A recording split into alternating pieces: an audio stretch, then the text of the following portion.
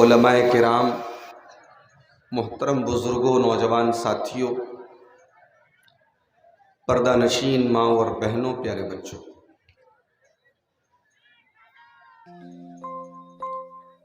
آج کا یہ جلسہ، یہ پروگرام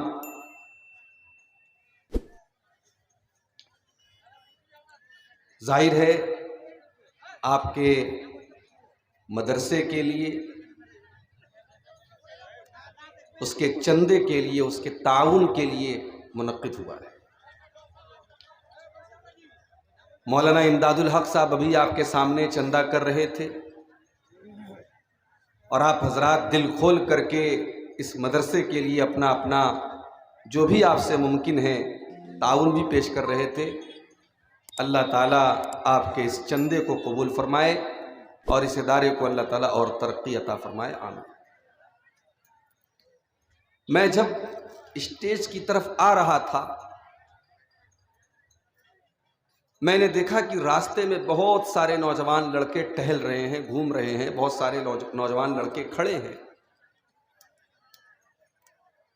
اور سیمانچل کے جلسوں میں یہ چیز مجھے دیکھنے کو ملتی ہے۔ پنڈال کے اندر جتنے لوگ بیٹھے ہوتے ہیں اس سے زیادہ لوگ کبھی کبھی باہر ٹہلتے ہوئے نظر آتے ہیں۔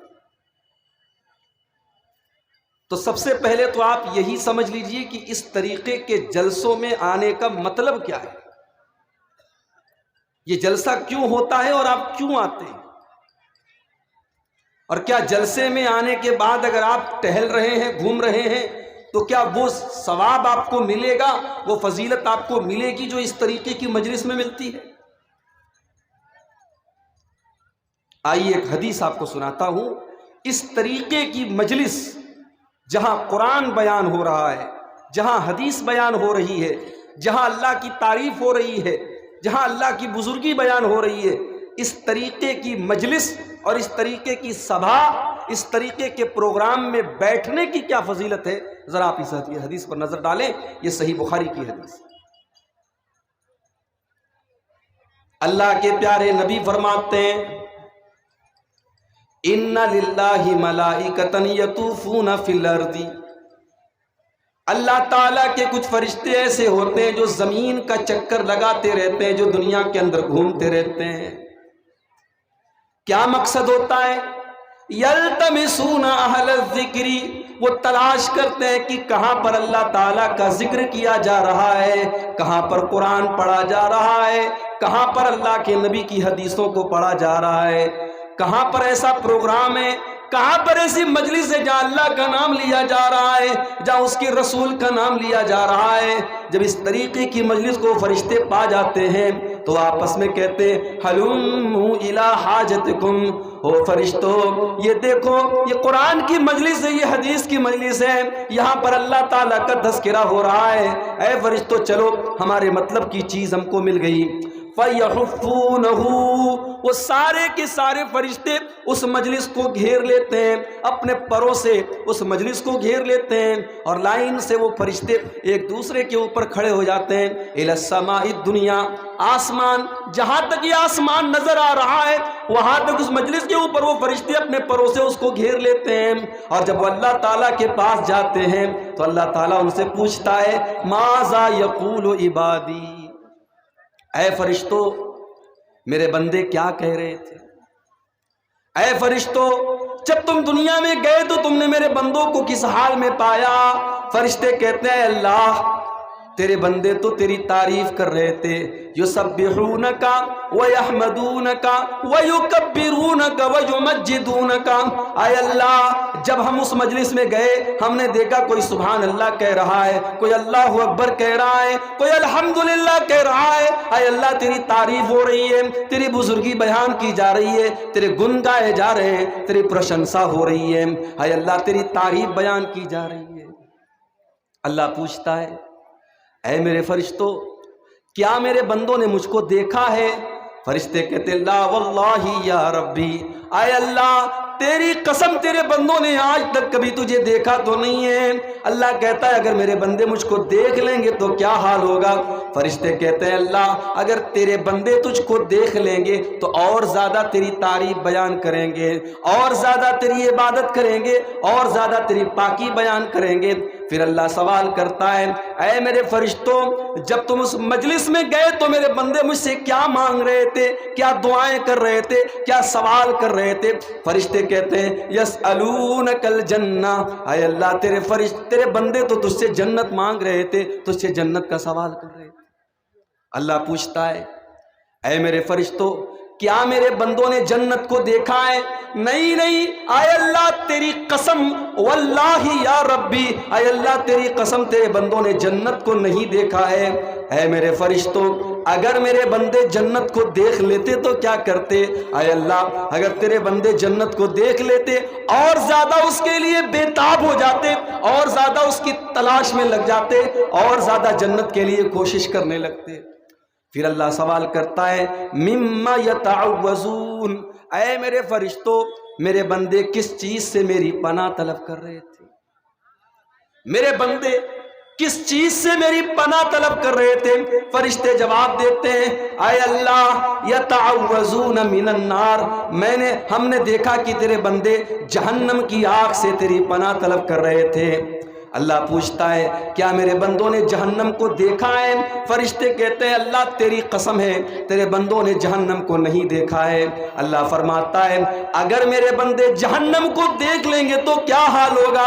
فرشتے کہتے ہیں اللہ کانو اشد فرارا منہا، اگر تیرے بندے جہنم کو دیکھ لیں گے اور زیادہ جہنم سے بچنے کی کوشش کریں گے، اور زیادہ جہنم سے بھاگنے کی کوشش کریں گے، اور زیادہ جہنم سے دور ہو جائیں گے۔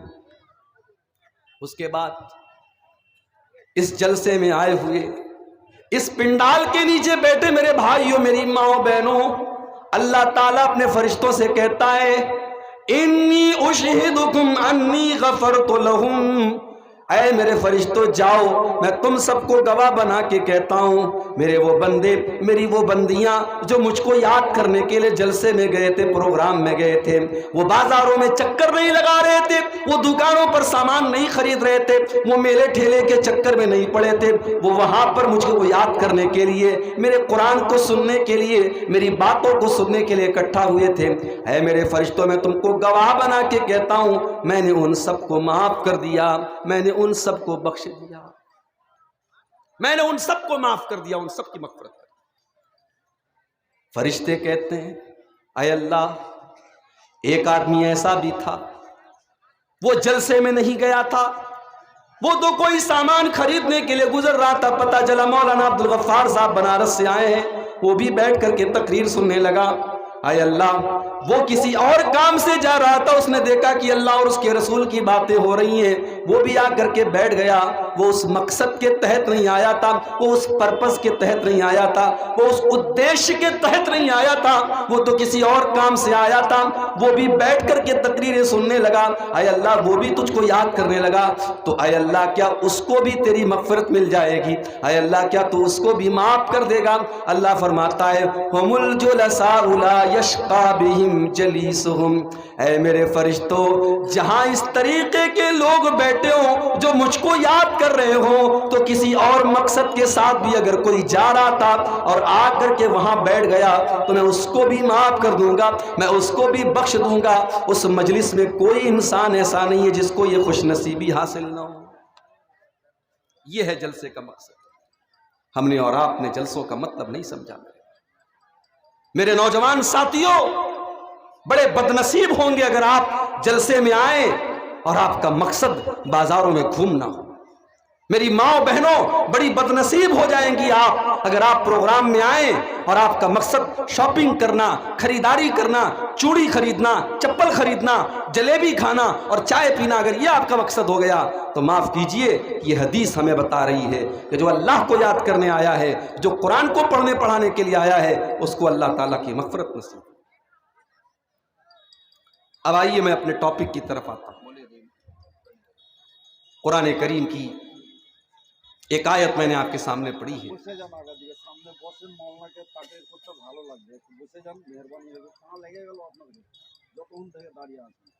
میں نے قرآن کی ایک آیت آپ کے سامنے پڑھی ہے، سورہ روم کی آیت نمبر 41، آیت نمبر 41۔ اس آیت میں اللہ تعالیٰ نے ہمارے ایک سوال کا جواب دیا ہے۔ سوال کیا ہے؟ سوال یہ ہے کہ دنیا کے اندر جہاں پر بھی تباہی ہے، بربادی ہے، مصیبت ہے، سنکٹ ہے، پرابلمز ہیں، سمسیائیں ہیں، کیوں ہیں؟ آج آپ دیکھیے ایک مصیبت ختم نہیں ہوتی، دوسری شروع ہو جاتی ہے۔ کبھی کورونا کی شکل میں ہمارے اوپر مصیبتیں آتی ہیں، کبھی سیلاب اور باڑھ کی شکل میں مصیبتیں آتی ہیں، کبھی زمین کے اندر زلزلہ آ جاتا ہے، بھوکمپ آ جاتا ہے، ہزاروں لاکھوں لوگ مر جاتے ہیں۔ آج کل ڈینگو پھیلا ہوا ہے، لوگ ڈینگو سے بہت زیادہ مر رہے ہیں، بہت سارے لوگ تو بھوک سے مر جاتے ہیں، بہت سارے لوگ پریشان ہیں کاروبار کو لے کر کے، بزنس کو لے کر کے، بہت سارے لوگوں کے بچے بیمار ہیں۔ اللہ تعالیٰ سوال کا جواب دے رہا ہے کہ یہ پریشانیاں کیوں آتی ہیں، یہ مصیبتیں کیوں آتی ہیں، یہ سنکٹ کیوں آتے ہیں؟ اللہ نے فرمایا ظہر الفساد فی البر والبحر بما کسبت ایدی الناس۔ زمین کے اندر، آسمان کے اندر، سمندر کے اندر، پانی کے اندر اور پانی کے باہر، خشکی کے اندر، تری کے اندر، کائنات کے چپے چپے کے اندر، جہاں پر بھی تم کو کوئی فساد نظر آئے، کوئی بگاڑ نظر آئے، کوئی مصیبت نظر آئے، کوئی سنکٹ نظر آئے، کوئی تکلیف نظر آئے، سمجھ جاؤ فَبِمَا كَسَبَتْ أَيْدِي النَّاسِ، وہ انسانوں کے پاپ کا نتیجہ ہے، وہ انسانوں کے گناہوں کا نتیجہ ہے، وہ انسانوں کے غلط کاموں کا نتیجہ ہے۔ انسان جب پاپ کرے گا، جب اللہ کی نافرمانی کرے گا، تب اس دھرتی کے اوپر، اس زمین کے اوپر، اس کائنات کے اندر مصیبتیں آئیں گی، پریشانیاں آئیں گی۔ اب سوال یہ پیدا ہوتا ہے کہ اللہ تعالیٰ یہ مصیبتیں نازل کر کے، ان کو بھیج کر کے کیا کرنا چاہتا ہے؟ فرمایا لِيُذِيقَهُمْ بَعْدَ الَّذِي عَمِلُوا، اللہ تعالیٰ کچھ گناہوں کی سزا دیتا ہے، کچھ پاپوں کی سزا دیتا ہے، اس لیے سزا دیتا ہے لَعَلَّهُمْ يَرْجِعُونَ، تاکہ بندے سدھر جائیں، بندے توبہ کر لیں، بندے اللہ کی طرف لوٹ آئیں، بندے اللہ سے معافی مانگ لیں، اللہ کی بارگاہ میں گڑ گڑا لیں، آنسو بہا لیں اور اپنی غلطیوں کو یاد کر لیں، اپنے پاپوں کو یاد کر لیں۔ میرے بھائیوں، معاف کیجئے گا، اللہ نے تو یہ کہا ہم مصیبتیں اس لیے بھیجتے تاکہ تم توبہ کرو، تم اللہ سے معافی مانگو، مگر آج تو ہمارا حال الٹا ہو گیا ہے۔ ہم نے کورونا کو بھی دیکھا، ہم نے سیلاب اور باڑھ کو بھی دیکھا، ہم نے بیماریوں کو بھی دیکھا، ہم نے ظالم حکومتوں کو بھی دیکھا، ہماری مسجدوں کو چھین لیا گیا، ہمارے مدرسوں پر بلڈوزر چلا دیے گئے، ہمارے بچے یتیم کر دیے گئے، ہماری عورتیں بیوہ کر دی گئیں، ہم نے وہ حالات بھی دیکھے، مگر میرے بھائیوں ہمارے دل اتنے کٹھور ہو گئے، ہمارے دل اتنے سخت ہو گئے، ہم بے نمازی کے بے نمازی رہ گئے، ہم شرابی کے شرابی رہ گئے، ہم بدکار کے بدکار رہ گئے، نہ تو ہمارے عمل کے اندر کوئی سدھار آیا، نہ ہمارے عقیدے کے اندر کوئی سدھار آیا، نہ ہمارے اخلاق کے اندر کوئی سدھار آیا۔ ہم نہیں بدلے، اور مجھے کہنے دیجئے کہ ہم اتنے سخت دل ہو گئے کہ اللہ نے قرآن کے پہلے پارے میں یہودیوں کا تذکرہ کرتے ہوئے فرمایا ثم قست قلوبکم من بعد ذالک فہی کالحجارۃ او اشد قسوا۔ اے یہودیوں، تم نے اللہ کی اتنی نافرمانی کی، تم نے اتنے گناہ کیے کہ تمہارے دل تو پتھر سے بھی زیادہ سخت ہو گئے، پتھروں سے بھی زیادہ کٹھور ہو گئے۔ وَإِنَّ مِنَ الْحِجَارَةِ لَمَا يَتَفَجَّرُ مِنْهُ الْأَنْهَارُ، اس لیے کہ پتھر تو کچھ ایسے بھی ہوتے ہیں کہ ان کے اندر سے ندیاں اور نہریں بہنے لگتی ہیں۔ وَإِنَّ مِنْهَا لَمَا يَشَّقَّقُ فَيَخْرُجُ مِنْهُ الْمَاءُ، اور پتھر تو کچھ ایسے بھی ہوتے ہیں کہ پتھر کے اندر سوراخ ہو جاتا ہے اور پتھر سے پانی بہنے لگتا ہے۔ وَإِنَّ مِنْهَا لَمَا يَحْبِطُ مِنْ خَشْيَةِ اللَّهِ، اور پتھر تو کچھ ایسے بھی ہوتے ہیں جو اللہ کے خوف سے جھک جایا کرتے ہیں، مگر اے میرے بندو تم اتنے سخت دل ہو چکے ہو کہ قرآن کی آیتیں پڑھی جاتی ہیں، نبی کی حدیثیں پڑھی جاتی ہیں، تمہارے دل کے اوپر کوئی اثر نہیں ہوتا ہے، تمہارے دل تو پتھروں سے بھی زیادہ سخت ہو گئے۔ دل پر ہاتھ رکھو اور سوچو اور بتاؤ۔ مولوی صاحب بات تو صحیح کہہ رہے ہیں آپ، تقریریں تو روز ہو رہی ہیں کشن گنج میں، سیمانچل میں جلسوں کا سیزن چل رہا ہے، آج اس گاؤں میں تقریریں، کل دوسرے گاؤں میں تقریریں، کبھی عبدالغفار صاحب آ رہے ہیں، کبھی ثناء اللہ مدنی صاحب آ رہے ہیں، کبھی کوئی اور آ رہا ہے، تقریریں تو بہت ہو رہی ہیں، جنت کی باتیں بھی ہو رہی ہیں، جہنم کی باتیں بھی ہو رہی ہیں، مگر یہ بات تو صحیح ہے کہ دل کے اندر کوئی چینجنگ نہیں آ رہی ہے، دل کے اندر کوئی تبدیلی نہیں آ رہی ہے۔ کیوں میرے بھائی؟ اس لیے کہ پاپ کرتے کرتے پاپ کا گھڑا بھر گیا ہے۔ اللہ کے پیارے نبی فرماتے ہیں ان العبد اذا اخطا خطیئۃ، جب بندہ کوئی گناہ کرتا ہے، جب بندہ کوئی غلط کام کرتا ہے، نکتت فی قلبہ نکتۃ سودا، اس کے دل کے اوپر ایک کالے رنگ کا دھبا ڈال دیا جاتا ہے۔ اگر بندہ توبہ کر لیتا ہے، اللہ سے معافی مانگ لیتا ہے تو وہ دھبا ہٹا دیا جاتا ہے، لیکن اگر بندہ بار بار وہی گناہ کرتا ہے تو وہ کالے رنگ کے دھبے اس کے دل کے اوپر اور زیادہ بڑھا دیے جاتے ہیں، حتی تعلو قلبہ، یہاں تک کہ اس کا دل کالا ہو جاتا ہے، اور اتنا کالا ہو جاتا ہے کہ پھر اس کے اوپر قرآن کی آیتیں اثر نہیں کرتی ہیں، پھر اس کے اوپر جہنم کا نام لے لو کوئی اثر نہیں پڑتا، جنت کا نام لے لو کوئی اثر نہیں پڑتا، دل کالا ہو چکا ہے۔ یہ مصیبتیں، یہ پریشانیاں ہمیں تبدیل نہیں کر پا رہی ہیں میرے بھائیوں، ہمیں چینج نہیں کر پا رہی۔ کتنے مسلمان ہیں ان کو توحید کا مطلب نہیں معلوم، لا الہ الا اللہ کا مطلب ہی نہیں معلوم۔ کتنی عورتیں بچوں کو بیمار ہو جائے تو کالے رنگ کا دھاگا ان کے گلے میں ڈال دیتی ہیں، بچی بیمار ہو جائے اس کے پیر میں دھاگا باندھ دیتی ہیں۔ کتنے مسلمان ہیں بچہ نہیں ہو رہا ہے، شادی کے 8 سال ہو گئے، اجمیر چلے جاتے ہیں، خواجہ معین الدین چشتی اجمیری کی درگاہ پہ جا کر کے ماتھا جھکا دیتے ہیں اور کہتے خواجہ صاحب ہر در پہ چلے گئے اولاد نہیں ملی، اے خواجہ صاحب آپ ہی اولاد دے دیجیے۔ کتنے مسلمان ہیں حضرت علی کو مشکل کشا مانتے ہیں، شیخ عبد القادر جیلانی کو غوث اعظم کہتے ہیں، اللہ کے ولیوں کی قبروں پر جا کر کے سر جھکاتے ہیں۔ کتنی عورتیں جو وہاں جا کے شرک کرتی ہیں۔ میرے پیارے بھائیوں، اس دنیا کا سب سے بڑا پاپ ہے شرک کرنا۔ ہم شرک بھی کریں، ہم اللہ کے ساتھ دوسرے کو پکاریں اور پھر ہم یہ امید رکھیں کہ اللہ کی مدد آئے گی۔ اللہ کی مدد کیسے آئے گی؟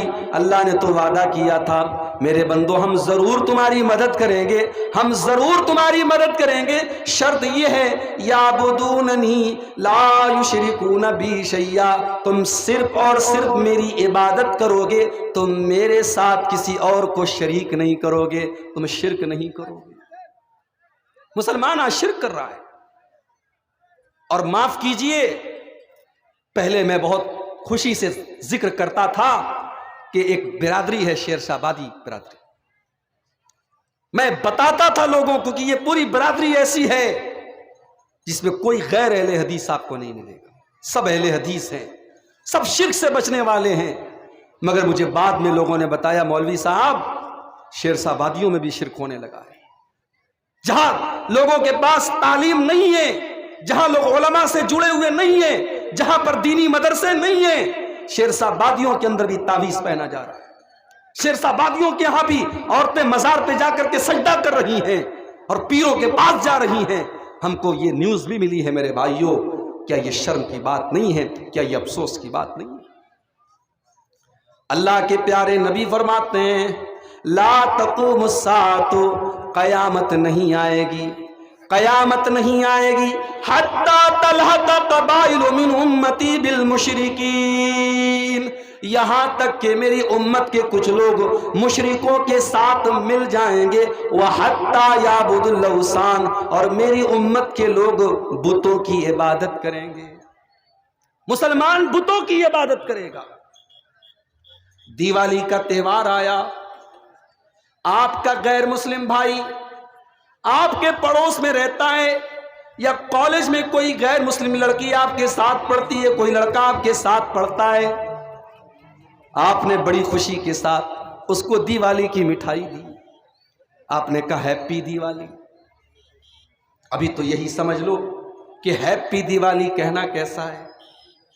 آپ کو پتا ہے دیوالی کا تہوار لکشمی جی کی پوجا کی جاتی ہے، اس تہوار کے اوپر اللہ کے ساتھ شرک کیا جاتا ہے۔ اس تہوار کے اوپر ہونا تو یہ چاہیے تھا، ہمارے بس میں ہوتا، ہمارے کنٹرول میں ہوتا تو اپنے غیر مسلم بھائیوں کو ہاتھ پکڑ کر کے روکتے کہ بھائی یہ مہا پاپ ہے، یہ سب سے بڑا پاپ ہے، تم اللہ کے علاوہ کسی اور کی پوجا نہ کرو۔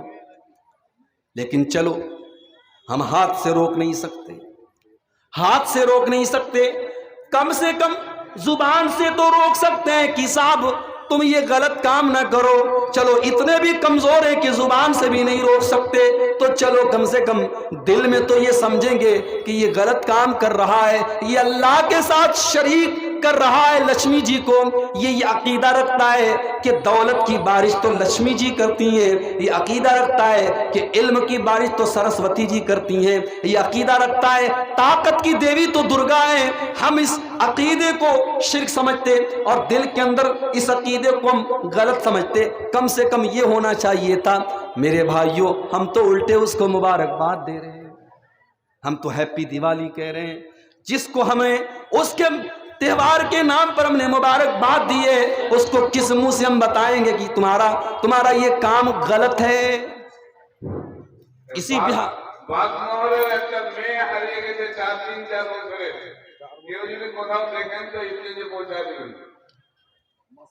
اسی بہار کے اندر ایک مہینہ بھی نہیں ہوا ہوگا، سیوان کے اندر میرا پروگرام تھا، بنارس سے سیوان جا رہا تھا، مارکیٹ سے گزرا، مسلمان کی دکان ہے، بڑا سا بینر لگا ہے اور بینر پہ لکھا ہوا ہے کہ دیوالی شبھ دیپاولی، آپ سبھی کو دیپاولی مبارک ہو اور ماں لکشمی آپ کے اوپر کرپا کرے۔ معاف کیجئے، یہ بینر لگانے والا کوئی غیر مسلم نہیں تھا، یہ مسلمان تھا۔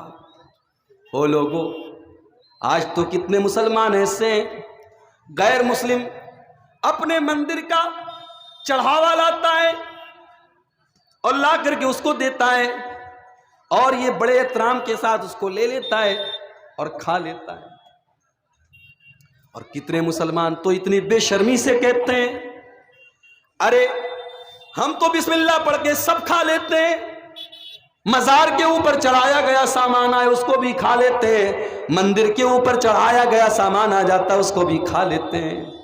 او لوگوں، اگر بسم اللہ پڑھ کر کے سب کھایا جا سکتا ہے تو قرآن یہ کیوں کہتا ہے انما حرم علیکم المیتۃ والدم ولحم الخنزیر وما احل به لغیر اللہ؟ میرے بندو، تمہارے لیے مردار حرام ہے، تمہارے لیے خون حرام ہے، تمہارے لیے سور کا گوشت حرام ہے، اور تمہارے لیے وہ چیز بھی حرام ہے جس کے اوپر غیر اللہ کا نام لیا گیا ہو، جس کے اوپر اللہ کے علاوہ کسی اور کا نام لیا گیا ہو۔ میرے بھائی، حرام چیز بسم اللہ پڑھنے کی وجہ سے حلال نہیں ہو جائے گی، شراب کا پیالہ بسم اللہ پڑھ کے پینے سے زمزم نہیں ہو جائے گا، سور کا گوشت بسم اللہ پڑھنے کے کھانے سے بکرے کا گوشت نہیں ہو جائے گا، حرام چیز حرام ہی رہے گی، اس کے اوپر ایک بار نہیں 1,00,000 بار آپ بسم اللہ پڑھ لیجئے، وہ حرام تھی اور حرام ہے اور حرام ہی رہے گی۔ عقیدہ مضبوط کرو میرے بھائی، جلسے آپ نے بہت کرا لیا، عقیدہ مضبوط کرو، اپنے بچوں کی عقیدے کی حفاظت کرو، اپنے بچوں کی توحید کی حفاظت کرو۔ آج آپ کے بچے، آپ کی عورتیں شرک کر رہی ہیں اور آپ کو شاید خبر بھی نہیں۔ جانتے ہو آج جب ہم میں سے کسی کے انتقال کا ٹائم ہوتا ہے، جب موت کا ٹائم آتا ہے، انسان اپنے بچوں کو کیا وصیت کر کے جاتا ہے؟ زمین جائیداد کی وصیت کر کے جاتا ہے، پراپرٹی کی وصیت کر کے جاتا ہے۔ او لوگو، اللہ کا ایک نبی تھا، اس کا نام تھا یعقوب علیہ السلام۔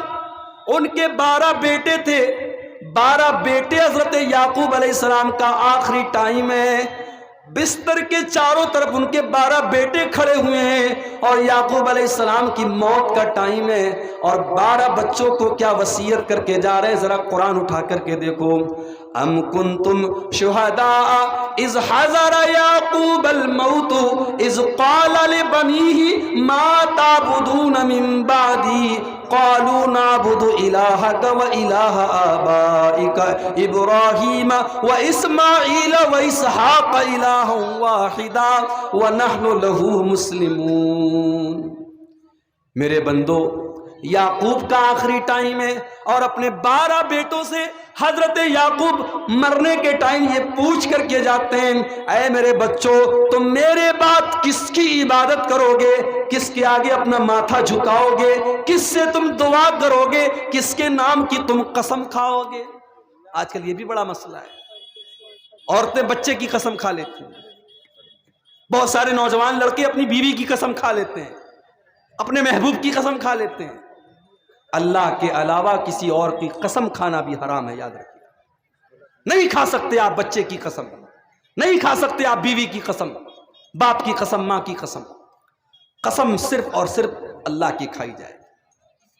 اور مسئلہ یاد رکھو، قسم تو قرآن کی بھی نہیں کھانی چاہیے۔ میں بڑے کلیئر انداز میں کہہ رہا ہوں، قرآن کی قسم بھی نہیں کھانی چاہیے۔